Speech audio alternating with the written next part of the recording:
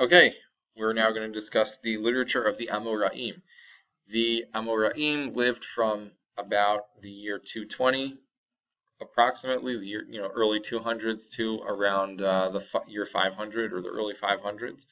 Um, the Amoraim come from, or the term Amoraim comes from the word Amar, to say. So the Amoraim say a lot, right? The Gemara is very big, a lot of words. So the Amoraim, their job is to say or to explain what was going on in the Mishnah, to elaborate on the words of the Mishnah, the words of the Tanaim in the Mishnah. There were two groups of Amoraim, two distinct groups of Amoraim. One group of Amoraim lived in Eretz Yisrael, and the other group of Amoraim lived in Bavel. And we're going to talk about the difference between those two groups and what they produced. But that's very important to understand that there were significant groups of Amoraim at the time, both in Eretz Yisrael and in Bavel. So the most important document that the Amoraim produce, what they are known for, is the Gemara. The Gemara is, like the Mishnah, a collection of statements, mostly about halacha, of different people over different periods of, or over a period of time, and these discussions are all put together. So you can have on the same page of Gemara, discussions that they look like it's one conversation with this person saying this and this person responding and that person saying that, when in reality it wasn't just a group of people who sat around and had a conversation and then someone recorded their conversation like a court reporter.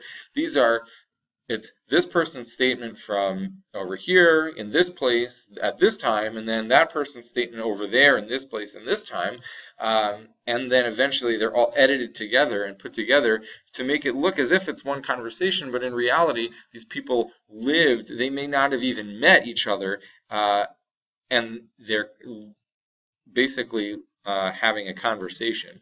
It's pretty cool like that.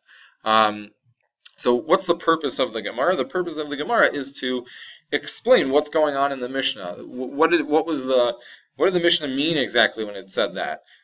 What is the source of the Mishnah? Where did the Mishnah get this from? So, for example, the Mishnah in Bava Metzia might talk about how you have to return a lost object. The Gemara will say, well, where is this mitzvah from? Where in the Torah is this mitzvah from? And the Gemara will also say, well, how does this law that's said in the Mishnah, how would that apply to this case? Because the Mishnah obviously can't deal with every case.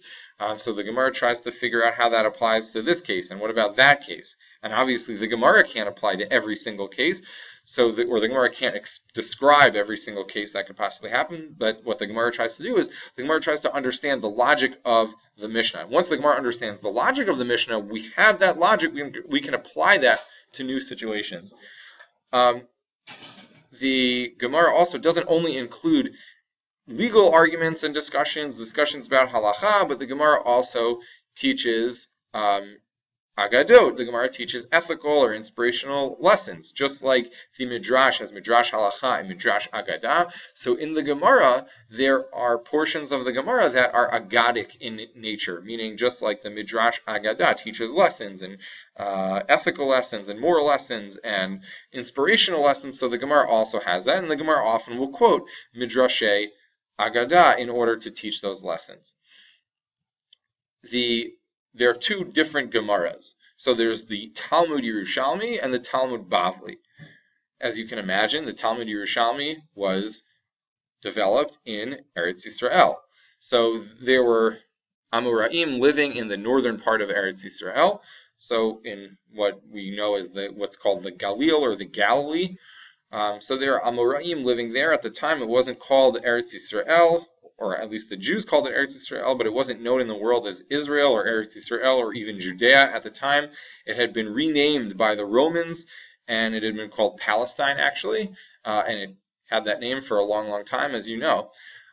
So the rabbis who live in the northern part of Eretz Yisrael or of Palestine, their discussions about the Mishnah and their attempts to understand the Mishnah, to describe the Mishnah, to understand the logic of the Mishnah and the sources of the Mishnah, their discussions are all compiled and put together and edited into what is called the Talmud Yerushalmi. What's interesting to note is that it was actually, the Talmud Yerushalmi had nothing to do with the Yerushalayim. It had nothing to do with Jerusalem. Jews were not allowed by the Romans to even live in Jerusalem, and these discussions really didn't take place in Jerusalem. It would be more accurate to call it the Palestinian Talmud or the Talmud of Eretz Yisrael, but the name Talmud Yerushalmi seems to have stuck. So the Talmud Yerushalmi had a hard life, or Jews in Eretz Yisrael at the time had a hard life, and that had an impact on the Talmud Yerushalmi.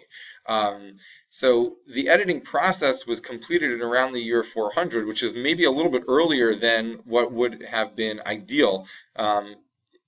If we would learn the Talmud Yerushalmi, we would kind of see how it seems like it's not totally edited, and there's a lot of, it's not such a smooth read, even less smooth than the Talmud Bavli.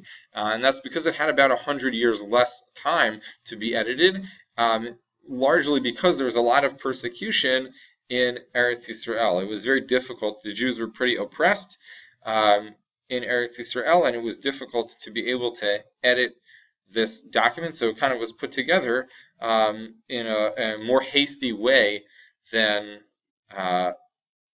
what would have been ideal, and therefore it's not as clear. It's also the dialect of Aramaic in the Talmud Yerushalmi is a very difficult dialect of Aramaic. It's hard, which makes it even harder to understand, especially for those of us who don't speak Aramaic.